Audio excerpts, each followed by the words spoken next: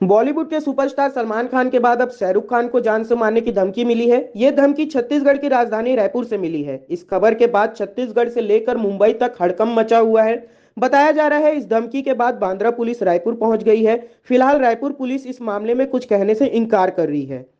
Bollywood actors को धमकी मिलने का सिलसिला थम नहीं रहा है। सलमान खान को मिली धमकी का मामला अभी ठंडा नहीं पड़ा कि अब शाहरुख खान को जान से मारने की धमकी मिल गई है।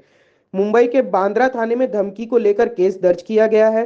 इस मामले को लेकर महाराष्ट्र पुलिस आज मोवा थाना पहुंची, जहां पर धमकी देने वाले व्यक्ति को हिरासत में लिया गया था, जिससे पूछताछ करने पर उसने बताया कि उसका मोबाइल विगत कुछ दिनों से पहले चोरी हो गया था, जिसकी शिकायत उसने पुलिस में दर्ज करवाई थी।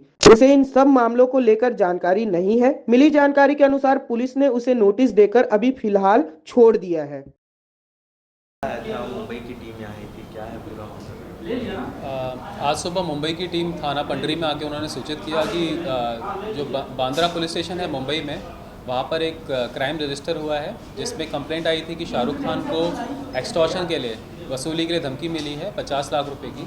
तो उस कंप्लेंट पे एक्शन लेते हुए मुंबई पुलिस ने जिसके तार जुड़े थे, उसके तार रायपुर क्षेत्र में पंडरी थाना क्षेत्र के अंतर्गत फैज़ान खान नाम के व्यक्ति से जुड़े हैं। उनके नंबर से कॉल गई थी।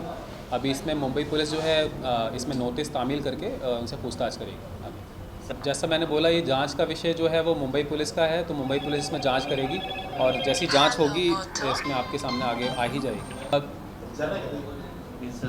तो अभी जो जैसे पता लगा है कि इसमें जो प्रार्थी है वो ये बोल रहा है उसका फ़ोन खो गया था, तो उसमें भी इस एंगल को भी मुंबई पुलिस देख रही है। रायपुर से राघवेंद्र पांडे की रिपोर्ट।